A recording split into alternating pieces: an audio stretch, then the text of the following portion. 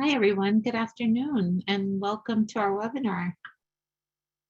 We will begin in exactly 1 minute.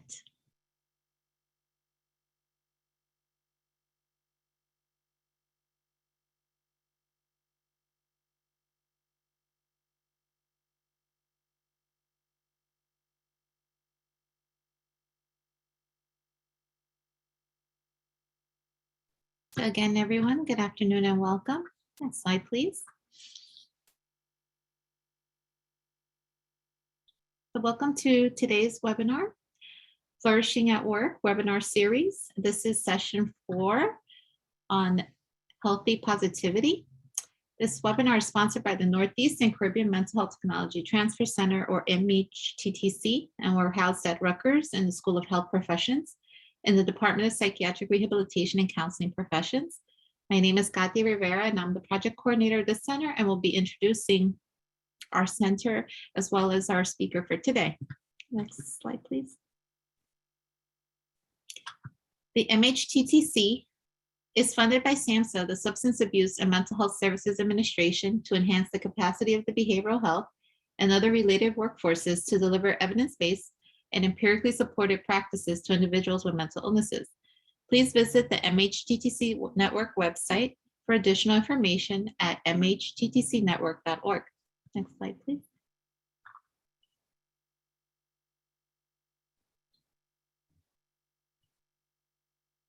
And if you're interested in staying up to date with the events and products that our center is providing, we ask you to please sign up to receive our email communications. You can do so by signing up at the bit.ly link that is provided on the screen, and I will share in the chat box.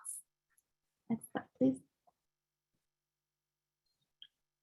Following this webinar, you'll be asked to complete a brief survey. We value this feedback and use it to improve our activities and inform our future activities.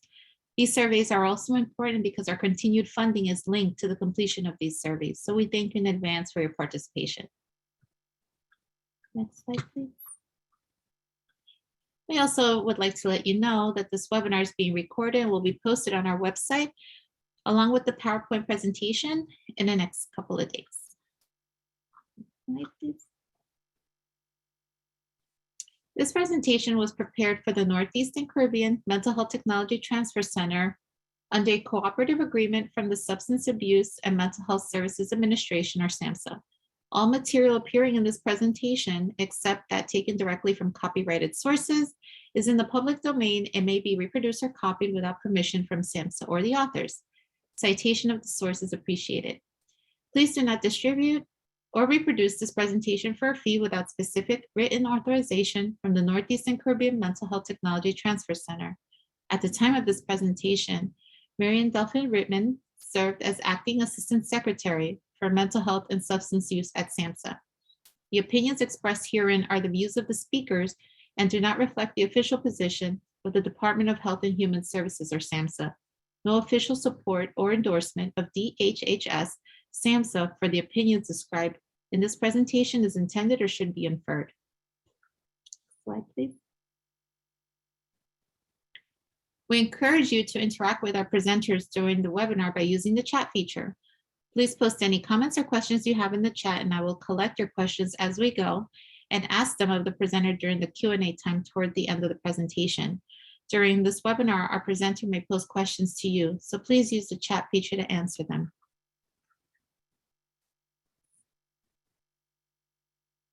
The MHTTC network uses affirming, respectful, and recovery-oriented language in all activities. This includes language that is strength-based and hopeful, inclusive and accepting of diverse cultures, genders, perspectives, and experiences, healing-centered and trauma-responsive, language that invites individuals to participate in their own journeys, language that is person-first and free of labels, non-judgmental and avoids assumptions, and language that is respectful, clear, and understandable and consistent with our actions, policies, and products. Now let's begin our webinar. We have with us Dr. Michelle Zechner. Michelle is an assistant professor at Rutgers in the Department of Psychiatric Rehabilitation and Counseling Professions. She has been working in the areas of health, wellness, and self-care strategies for over 15 years. Her work has centered on helping people living with mental health conditions, their family members, and the staff who support them. Dr. Zechner has worked in a variety of settings, both community and inpatient mental health settings, nursing homes, and in-home services. In her current role, she works with a wide range of mental health professionals, providing consultation, building staff resilience, and flourishing. She also teaches students and conducts research on motivational health and wellness practices. So again, welcome everyone, and I will turn it over to our presenter. Thank you so much, Kati, and welcome everyone. I'm so glad you're with me on this next topic in the Flourishing at Work series, which is healthy positivity.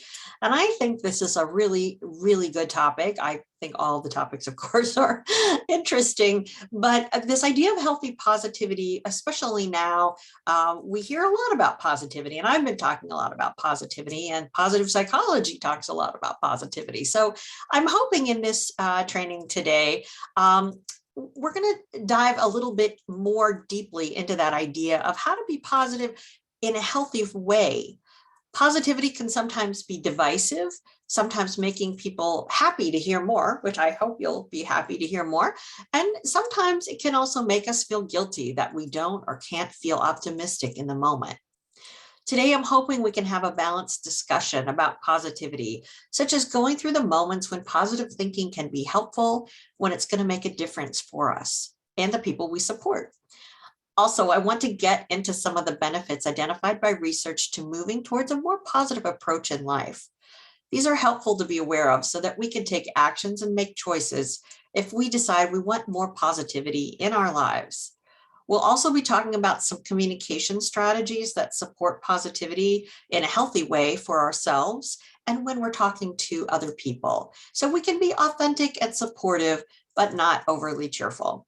Lastly, we're going to talk about when positivity might be most useful for us in our lives at work or at home.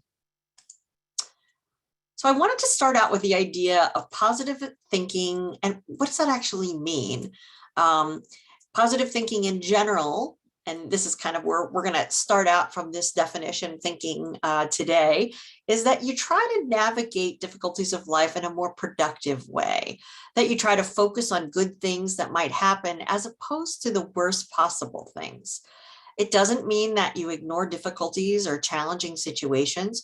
You just see your coping skills, your faith, your supports, your strengths, your actions to try to find some level of hope and forward movement in a situation. One way we can influence positivity in our lives is through how we talk to ourselves, or that endless stream of thoughts going on all the time inside of us.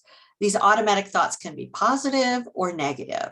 Sometimes our responses are from reason and logic, kind of like Data in Star Trek. But other times our thoughts are based on expectations that we have of ourselves or others people have of us, or fears.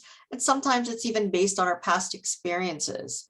And sometimes our past experiences make it really challenging to have positive thinking or healthy positivity, such as experiencing trauma, microaggression, or losses. Our histories are with us wherever we go.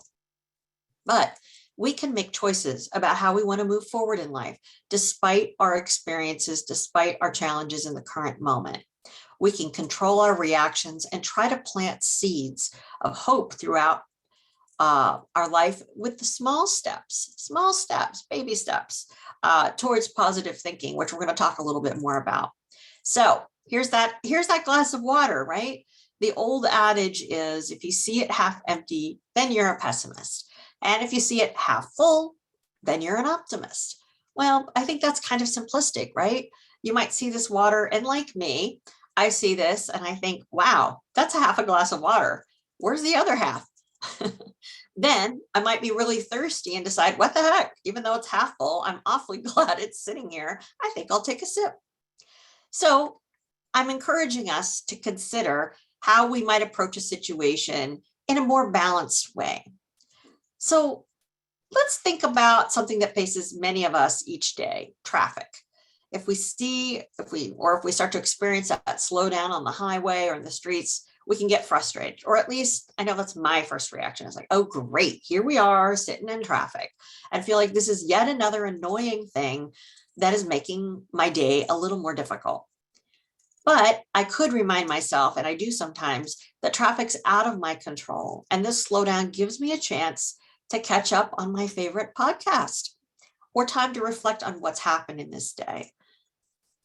Positive emotions don't just make us feel good. They can transform our minds, our bodies, and our ability to bounce back from hard times. Positive thinking and emotions can also help us to be our best selves with more cheerfulness, better energy, lower anxiety, and more satisfaction with health and overall life. So there's a lot of research, and I imagine you have done your own research in your life and you know the benefits of positive thinking, but let's go over some of those.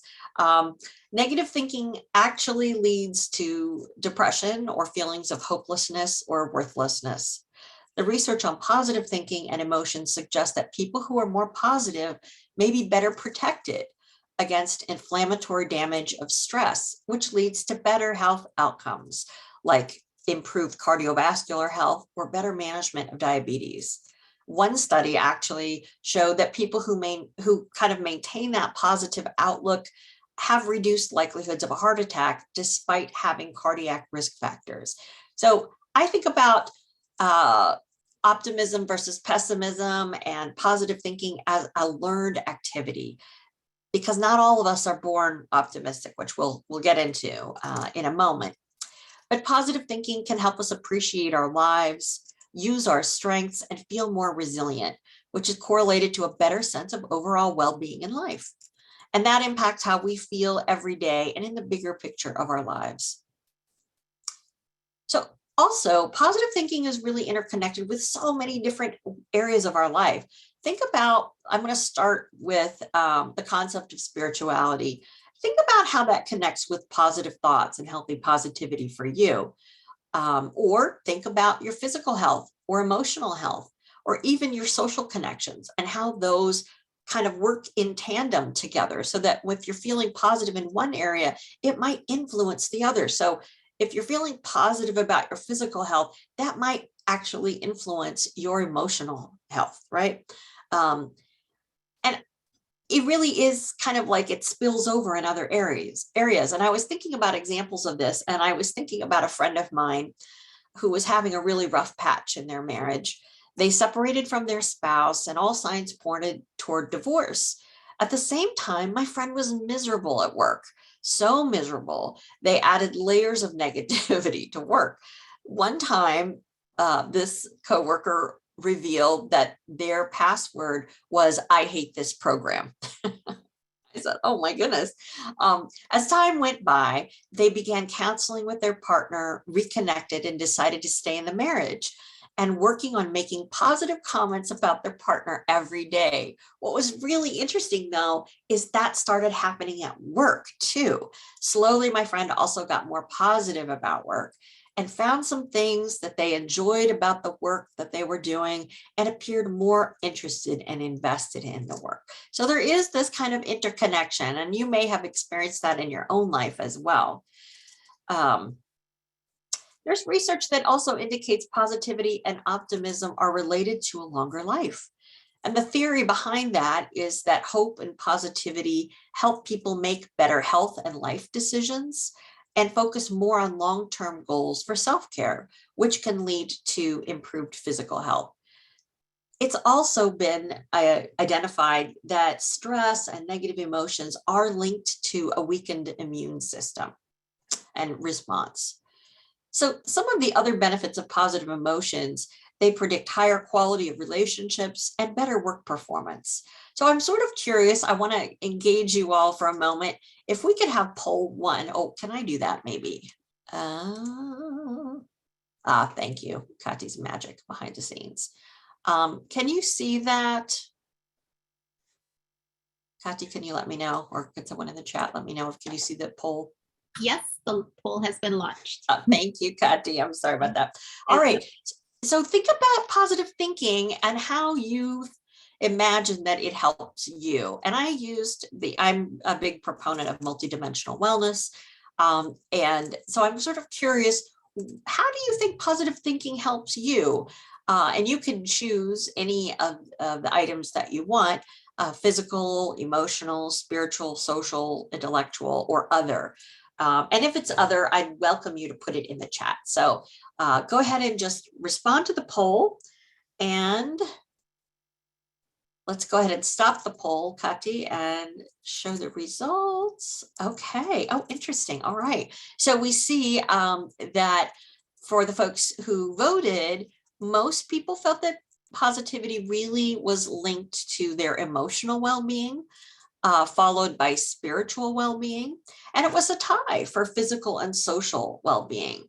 And intellectual was there as well. And a few people said that actually it benefited them in other ways. So thank you so much. I really appreciated learning a little bit more about the benefits of positivity for different folks. Oh, thank you so much. So someone noted in the chat that financial too, that someone makes better money decisions with the benefit of positive thinking. That's great. Thank you very much. So it really is interesting how it affects us all differently or similarly at the same time, because it's kind of within each of us how we perceive that positive thinking can help us, or healthy positivity, I should say. So positivity is supportive, as we mentioned, in a lot of other ways, but sometimes positivity is not what's needed or should be used, which we're going to talk about in a minute. It can help to focus on positivity for ourselves and for the people that we support. It can be helpful to motivate us to accomplish our goals or take small actions. I think financial is a great example of that, and physical health. Positivity also gives us opportunities to explore or use our own individual gifts and strengths. Consider for a moment your strengths. How might you use those strengths to support positivity in some small way? Can you remind yourself that one of your best character strengths is perseverance, for example, and remind yourself that you have overcome many challenges in the past simply by showing up? Or if your character strength is compassion, to remind yourself that you are a compassionate person and have some self-compassion for yourself, right? We often talk about that, turning the compassion towards ourselves as helping professionals. I wanted to sort of give you an example of something that happened this week. One of my students met with me recently to update on me on their progress of how things were going. At the beginning of the meeting, they immediately said, I have nothing to report. I didn't do anything. Like, oh my goodness. Hello. It's nice to see you too. Then that person shared that their beloved pet had crossed the Rainbow Bridge. And we talked about it for a while, and the student, told me about their pet and how hard it was to say goodbye. And then I asked them if they were being self-compassionate about losing their pet and not accomplishing what they had hoped. That simple flip, it was an interesting question. The student let out a big sigh, sat back in their chair, and I could see them say, yeah, I got to have compassion for myself. So it is really important to put that idea of compassion into our thinking when we're thinking about healthy positivity, because that's an easy win for many of us helping professionals. We're so compassionate to the people that we support, right? But we're not always very compassionate to ourselves. And this is a message I'm going to kind of bang the drum on because I feel passionate about it. And so let's think about this. People can remind us of our strengths, right? And sometimes we can remind ourselves of the strengths that we have all the time. And it's just as powerful to sort of use those strengths and feel them. And that's a type of positivity, remembering that you're worthwhile and deserving of a break. But interrupting these harsh thoughts that sometimes we can have about ourselves, we're interjecting something slightly more positive and real. And the interesting thing about positivity, even in small doses, we're not talking about fireworks and pom-poms and cheers, can help us overcome discouragement or feelings of helplessness and offer us hope when we need it. Building hope is really, really invaluable for us as helping professionals. We can get sucked into the experiences of the people that we help, or worn down by tough situations at work, or react just to what's going on in our own lives. By talking to ourselves in a hopeful way, you could shift your thinking just slightly, which can maybe make us feel slightly more hopeful. Positivity helps creativity flourish. I know that when I'm working on a project and I start to get frustrated and I've got that stinking thinking, as my friend George says, I have a harder and harder time getting out of that hole.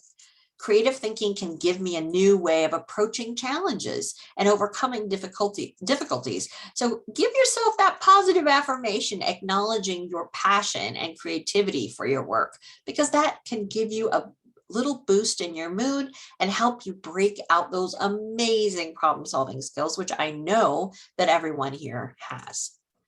Lastly, positive thinking is correlated to feeling happier in general. Some researchers, like Barbara Fredrickson, which I'm going to talk more about in a moment, suggest that it might be healthier to consider small actions that can increase positivity in the moment, rather than focusing on the bigger goal of be positive or be happy. So let's talk about now how much positivity is actually recommended to make a difference in our lives. This is like a prescription for positivity, which I didn't even know existed. So I love learning this stuff. It really makes me interested and engaged, and I hope it is interesting to you too. Some of the research that's been done has studied how much positivity we actually need to tip the balance in our lives, to make a difference. So Dr. Fredrickson and her colleagues suggested that to flourish and thrive and reap significant benefit from positivity, there has to be a ratio of 3 to 1.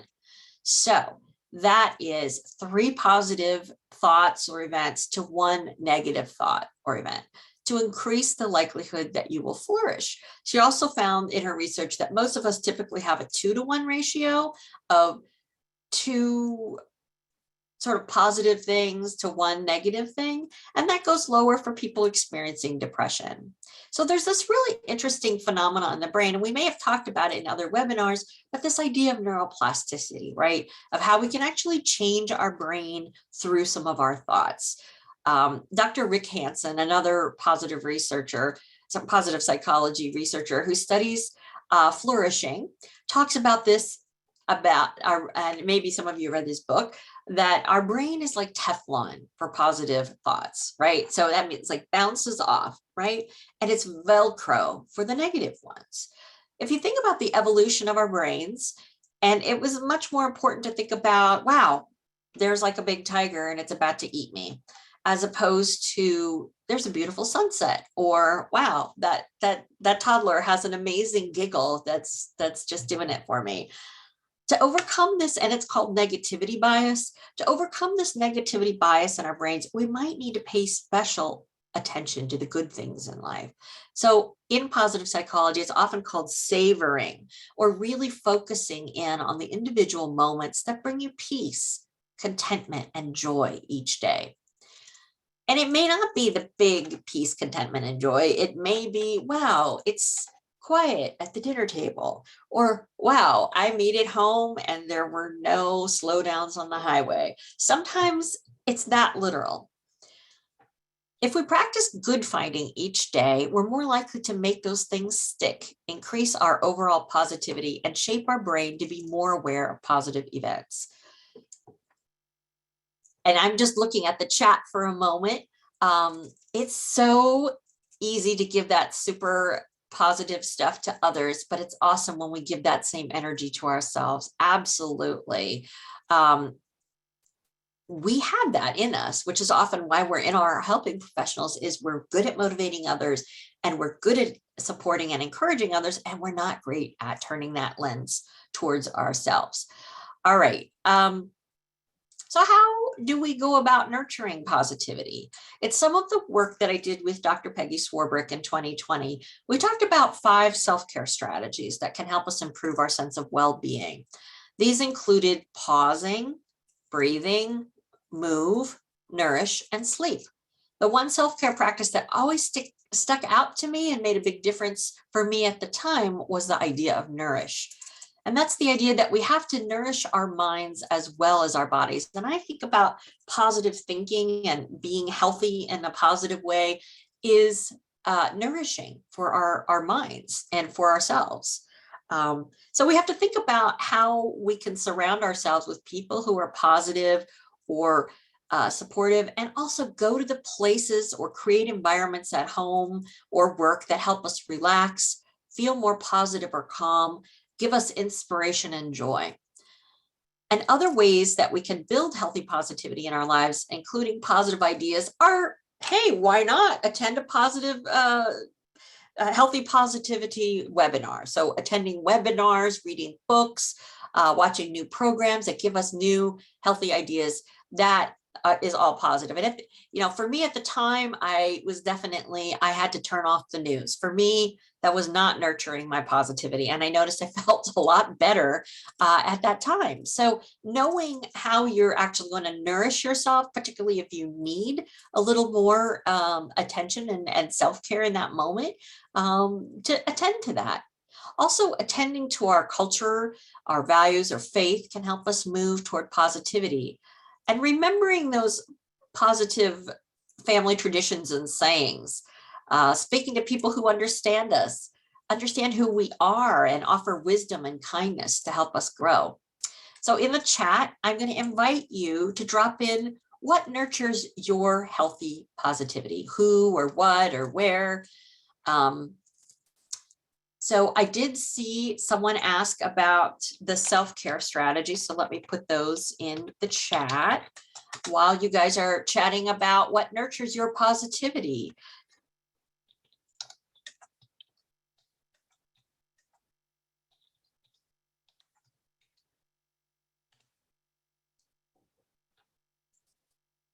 So I see someone put in nature. Absolutely. So for me, when I'm around trees, I immediately feel better, and it puts perspective in it for me. And some people are saying church and prayer. Absolutely. Sort of reminding us of our spirituality and our faith and mindfulness. And gratitude, practicing gratitude is really important, and quiet time, being with friends and music. I really thank you so much, everybody, for sharing some of the ways that you nurture your positivity, because it's good to remind ourselves often and practice those things. I did drop in the chat the self-care practices someone had asked for, and those webinars are actually on the MHTT website. So if you want more information, you can email us or ask. I think Kati can follow up with folks if they reach out to our email. And reading. Oh, absolutely. I discovered that my library has audiobooks now, and I've become a little bit of an audiobook junkie. I walk around the house listening to my audiobooks. And wonderful, more ideas, following positive sources and disconnecting from technology. That's wonderful. Yeah, technology, there's some great literature on the use of technology and positivity. And what some of that research has suggested is that positivity can be generated from technology only when it's interactive, like when we're actually talking to someone on Zoom or when we're sharing ideas in chat.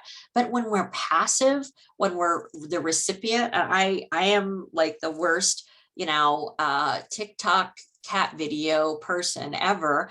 That may be distracting, but it doesn't nurture me. It doesn't build my positivity. So finding things that are more interactive online can be helpful, or encouraging yourself to disconnect a little while. Finding reasons to laugh. Sometimes my husband and I will look at a series of jokes. We're really into musical instrument jokes. So tuba jokes, viola jokes, etc. But finding reasons to laugh, absolutely. And someone dropped in an idea of some book recommendations. Awesome. And Kati, actually, thank you very much, Kati. put in a link to our product section. So if you want to look at some of the other webinars we've done on flourishing in this series or in self-care, all those products are there. And we're actually updating our wellness webpage, which should be available probably in a few weeks. Yeah. And someone says, the serenity prayer is very helpful for them. And I know a lot of people find that the serenity prayer is very helpful to come back to in our work, in our lives, and keep going as human beings. Well, thanks, everybody. I really appreciate your thoughts about positivity. This is a very healthy group. So I wanted to share a little bit about what Dr. Barbara Fredrickson's saying, because she has some great stuff about positivity, and she did a lot of research in the 80s and 90s. So let's see if I can make this magical trick work.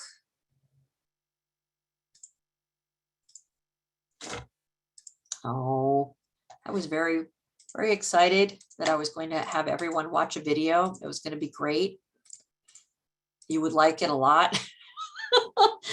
But clearly it's not in the cards today for you to say this. So let me summarize some of what Dr. Fredrickson said. She's talking about reframing positivity in a more healthy format for us. How can I be open? How can I be curious? How can I be real? Because positivity may feel false or like cheerleading for some. She also made some suggestions in this quick video. It's like a 2-minute video. And if you get the slides, you'll be able to watch it on your own. She says, has a great opportunity for finding positivity in the day, sort of at the end of the day, asking, what about today could you savor? If you think back on your day so far, today, right now, I'm asking you, what's happened up to this moment that felt good? And something that you want to relish and enjoy and remember.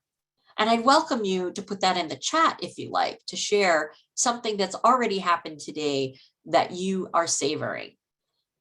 For me, it was a brisk walk out in the cold where I am, and the sunshine and getting out in the fresh air was something that I want to savor for the rest of the day. And she also talked about this idea of where the negative stuff calls out to us. It's screaming at us to get our attention, while the good stuff can be just so quiet and unassuming and simple, right? Like a simple walk or watching the sunset or some wonderful pet time. So if you like, I welcome you to put in the chat anything that you'd like to savor for the rest of the day. If not, that's okay too. So this pandemic has been tough, and I'm sure we've all had moments of distress, grief, anger, negativity, and generally not feeling great. It's vital for our own well-being that we feel what we feel. That's what we tell is in mental health. We often say that to the people that we support. We're like, you got to feel what you feel, right? Feel your feelings. But when we aren't at our best, it can be really helpful to give ourselves permission to rest, to acknowledge whatever difficult feeling you've got going on or whatever situation is. Talk to somebody who cares about you, or write down your thoughts to reduce the strength of those difficult emotions, or go for a walk if you're a walker, or run or basketball. And remember, if you're feeling exhausted and overwhelmed, it's healthy to take a break if you can. And that's healthy positivity as well, to be taking breaks when you need them. What's interesting is the research really suggests if you make your motto be positive, that can actually backfire. It can lead to kind of this idea of a toxic insincerity, right? I'll be positive. That's really damaging to our own bodies, to our own cardiovascular system, because we're denying how we feel and what's going on in our lives. It's toxic for our relationships with other people. I think we all know that person who's trying to pump too much sunshine into our lives, or carries invisible pom-poms, ready to break into a positive cheer at the drop of a hat. Okay, I admit I'm in recovery from being that person. I'm learning. We all learn and grow, right? All of that to say, it's really okay not to be okay, and to share that with people closest to us.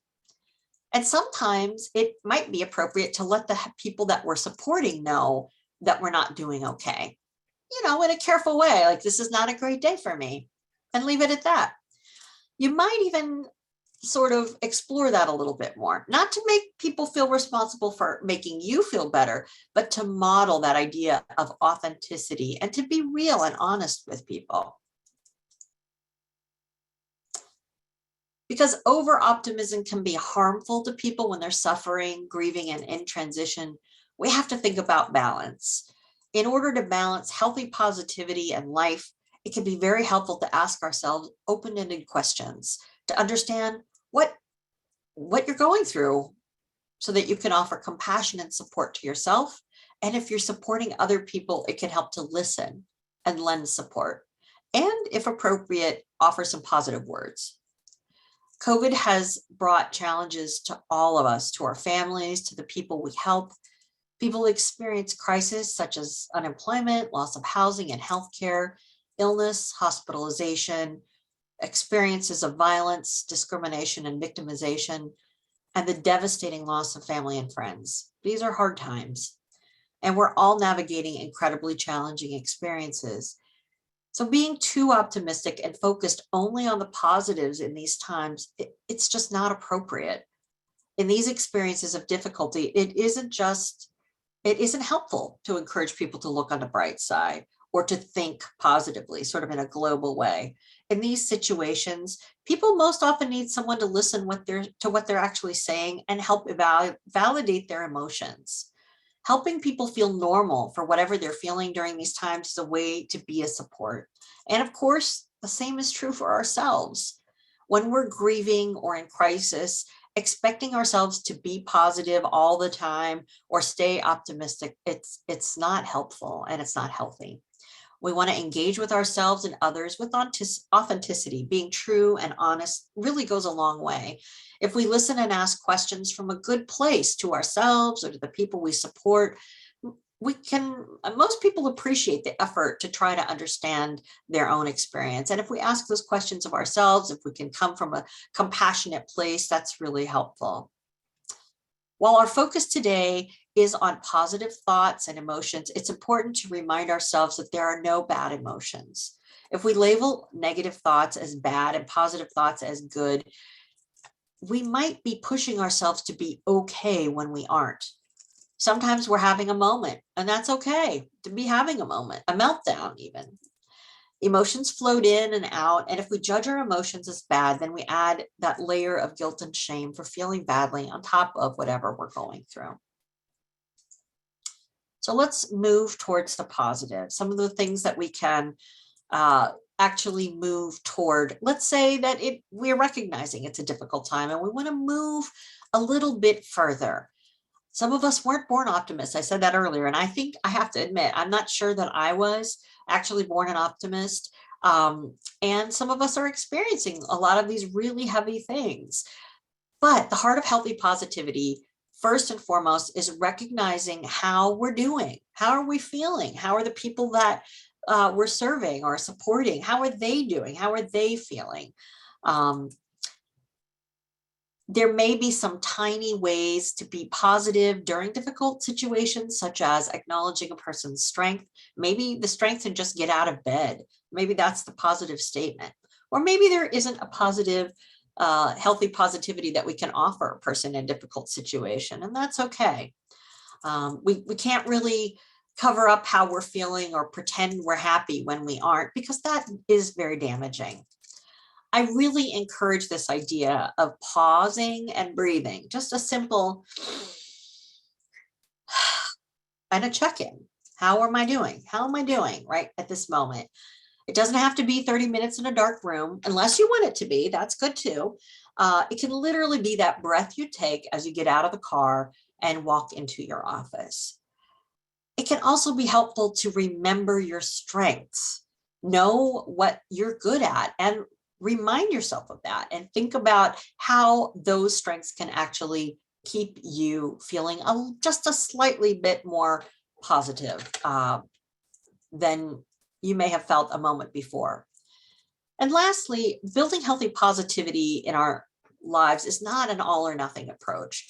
It's really about those small daily actions of noticing the good all around us and trying to lean into it, try to just sort of tap into that. And some of those daily actions can be an inspirational calendar. It could be celebrating the success of someone in your life, or a daily dose of pet therapy in my case, or silly text to a friend's.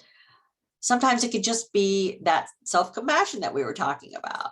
The point is that these actions are purposeful, but they aren't life-altering. But when we add them all up, if we're doing 3 little things for ourselves each day, when we aren't necessarily feeling it, we're actually moving ourselves towards more resilience and more flourishing. Lastly, when we're not feeling positive, but we're trying to be in a healthy state, we can consider like how we react to a situation. Things happen and we're not always able to influence that, but we can definitely influence what we do as a result of that difficult experience. You know, get going for a walk, removing ourselves, having a good cry, calling a friend, watching a cat video or dogs. Dog videos are good too, or goats. I'm kind of, any animals. For me, it always lifts my spirits a little bit. So another way to move towards this idea of healthy positivity is to consider ways to reframe your thinking. And I feel like many of us know these things and we're not always great at applying them to ourselves. The simple act of noticing our thoughts and gently doing a course correct if we notice that something's negative. So we might just like take a little left turn. So the Mayo Clinic has a great chart. And they've developed this list of examples of how to turn negative self-talk into something more positive. I kind of like, I'll give it another try, because I am really a perfectionist, and maybe many of you are as well. But if I feel like I'm not going to get better at something, I'm not necessarily going to try or to continue to make an effort. But I need to try, right? Try. Does that even make any sense? So there's some negative talk examples in the left-hand column and some examples in the right-hand column to sort of see how that might look differently for other folks. Oh, and I see some great chat comments as well. Someone is writing handwritten thank you notes to colleagues. That is wonderful. Wow, that is really great that someone in the group is writing thank you notes to their colleagues.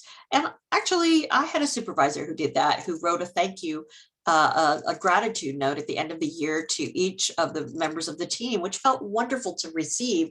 And that's really powerful.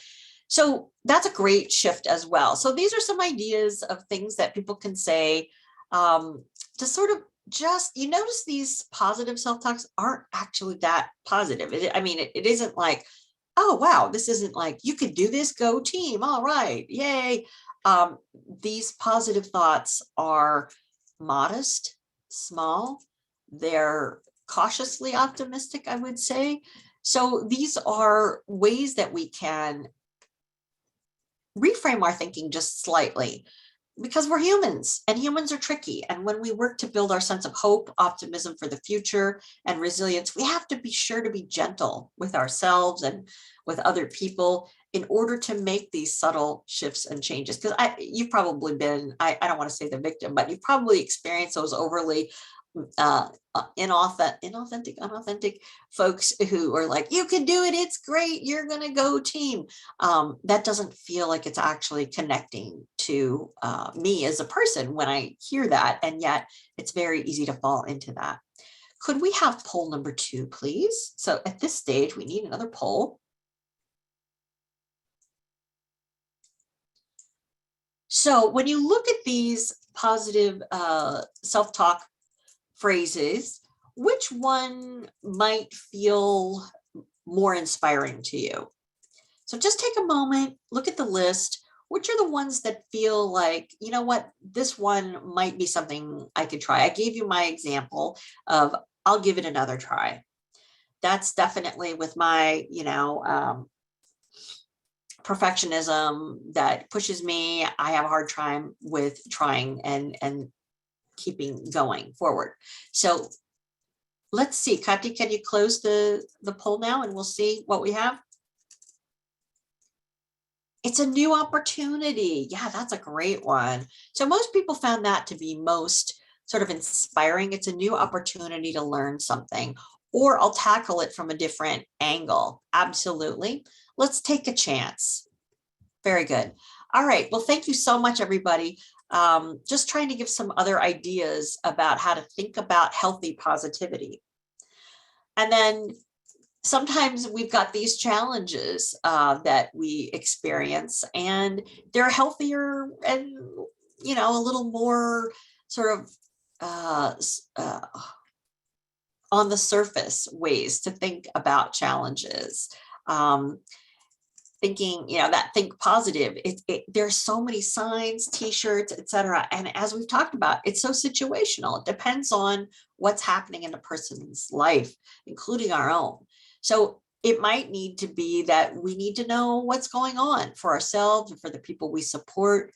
And then sometimes pushing ourselves. I don't know, in the helping professions, I know we push each other really hard, and sometimes we push ourselves super hard. But sometimes it's okay to ask for help and just take it one moment at a time, or say the serenity prayer, as someone mentioned. The other thing that I think we have to be aware of is gratitude is a wonderful practice. It absolutely is. And there are times that folks saying, be grateful for what you have is not all that helpful. And I'll give you an example. I lost my dad over last summer, and that was very hard. And at the time, I was upset and grieving, and someone said to me, you should be grateful for the time you had with your father. Well, absolutely, I should have been at that moment, and I am definitely now. But in that moment, I was so distraught that it felt very dismissive of how I actually was feeling in that moment. So being aware of when positivity dismisses someone's feelings or undermines their experience, that's when it's not so healthy. So, and I know we are all aiming for flourishing and aiming for healthy positivity in our own lives. So let's talk about this idea of healthy positivity at work for a moment. How can we use these concepts for our work life? So, of course, pursuing meaningful work. And we've talked about that in this series before, this idea of having work that is follows your values and your personal mission, and seeking out work experiences where you can learn and grow. Enjoying work when you can. I had a funny moment last week where I was like, oh my goodness, I am loving what I'm doing right now. And it was such a great thought. And in positive psychology, there's this guy, Mihaly Csikszentmihalyi, and he came up with this idea of flow. When you're really lost in time and you're enjoying your work as much as you can, he calls it flow. So the idea is, when can you be at flow? And it may not be all the time, every day, but there may be aspects about your work that really are very positive and enhance your sense of positivity. And giving yourself breaks when you need them. And I know that can be hard at work. And I know that is really hard when you're working in crisis or when we're helping people. But sometimes your work is going to slow down, and it's okay to take a breath and take a break when you can. And lastly, to ask for help when you need it. Definitely. I don't know that we're that great at asking for help. I guess maybe I'm speaking from my own experience, but people like to help others. And when we're helping other people, we're sort of being interdependent with them, and then we ask for help from them. So it's sort of a give and take relationship, and it strengthens our relationships and working with our coworkers. So how can we stay positive? That's really the challenge, right? It's about developing a habit. Just like we might have, health habits, we have to have positivity habits that support our thoughts and our emotions. Being aware, checking in with yourself, like I said, having that pause and knowing where you're at, and having compassion for whatever comes up from you, from the people you support, and acknowledging whatever's going on with encouragement, with gentle support. And I think, as Dr. Fredrickson said, or she says, it helps to approach life by this motto: be open, be appreciative, be curious, be kind, and above all, be real and sincere. From these strategies spring positive emotions. I really love that quote. I'm going to just say it again because I just think it's so important.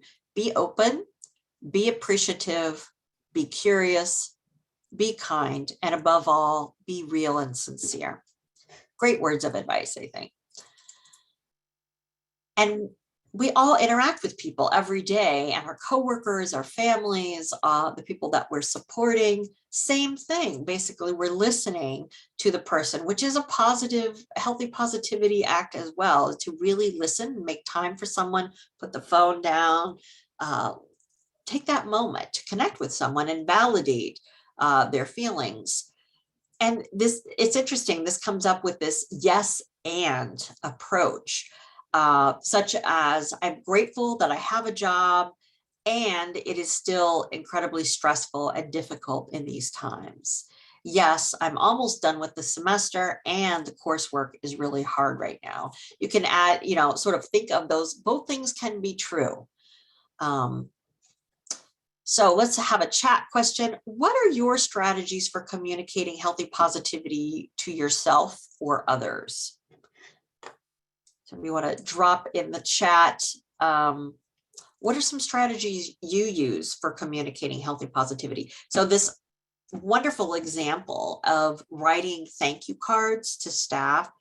Wow, that's a wonderful strategy for communicating healthy positivity. Anyone else have some ideas? Affirmations, nice. And journaling, wonderful. So there are a lot of different ways that people connect to healthy positivities and communicate those ideas for themselves and for others. Oh yes, reading positive psychology textbooks, absolutely. Very, very nice. So there are a lot of good ideas that people are doing. Stand in front of the mirror and speak words of self-worth. Very, very nice. Yes, that's a wonderful suggestion. And then I would encourage us all to look for opportunities, at home or work, to build those muscles of healthy positivity. I'm sure there's a place we can practice somewhere in our lives where we say, you know what, in this context, I want to practice a pause where literally you take a break and you breathe. And then you say, what am I thinking? What's going on? And see what those thoughts are happening. And then asking yourself, is reframing possible? Is there some way I can sort of change this sort of line of thinking, and adding humor when possible?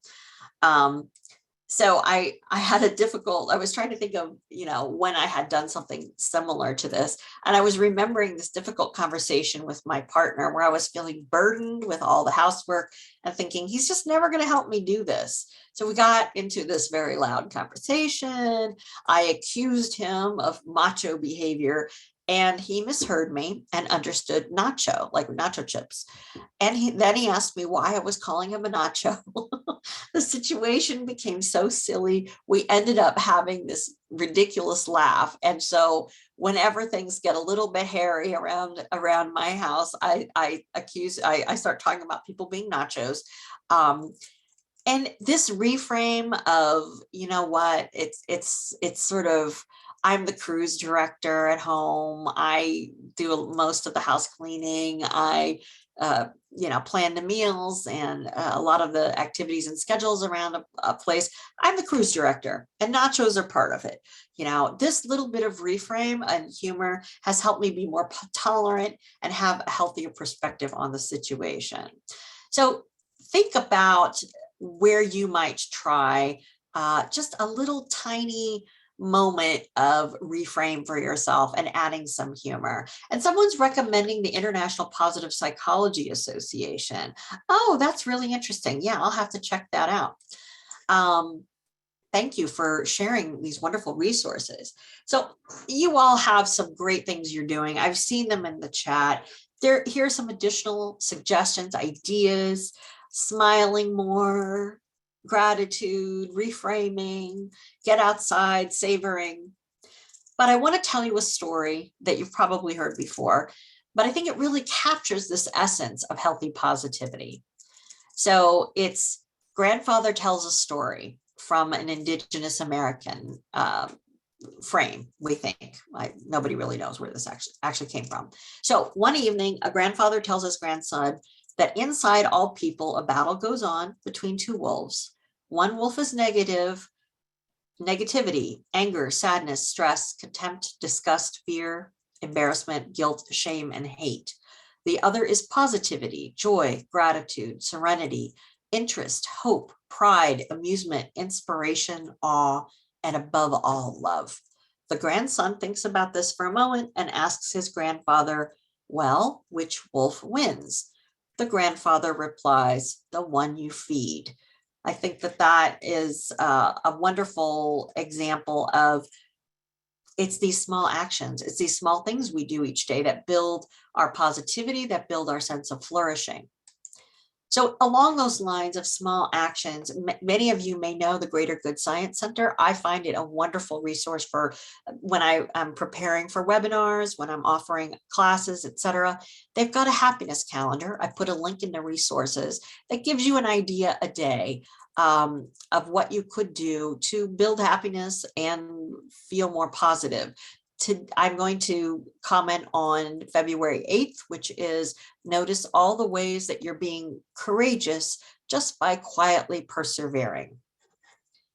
As you know, in most of these webinars, I ask people to take a moment to practice in the next week. So things that you might try to build your flourishing. And one thing that you might try to build your sense of flourishing and your sense of optimism would be to write down all the ways you are courageous by quietly persevering.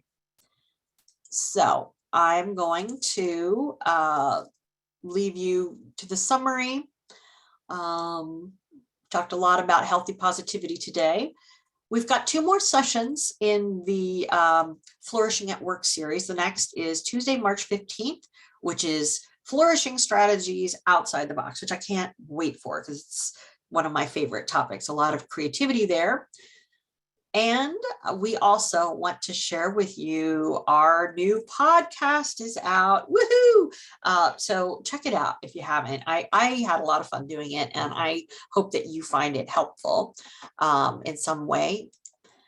And are there any questions or comments?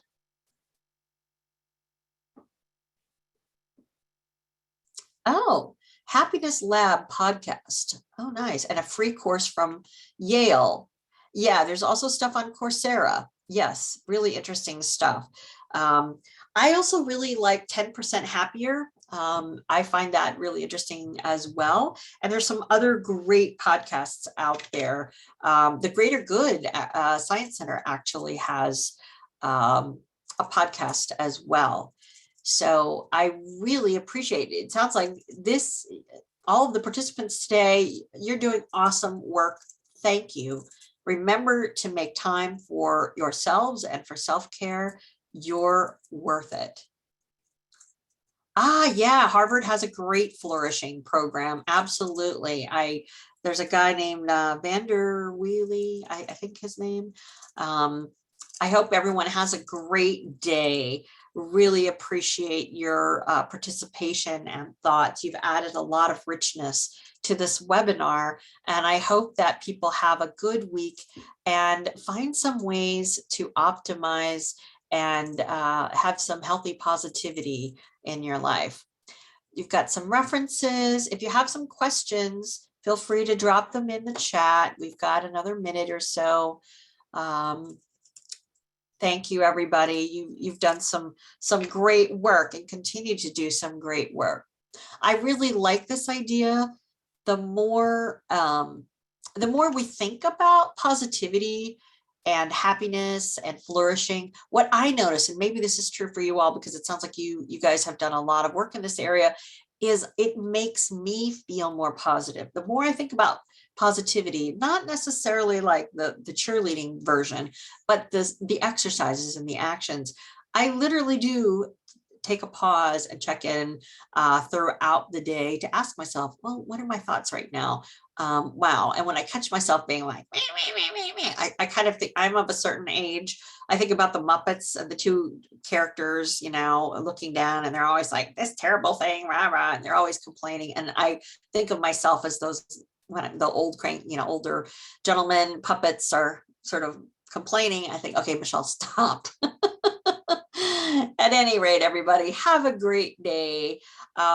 Really appreciate your engagement with the material, and I look forward to interacting with you in our next session next month. Thanks, everybody.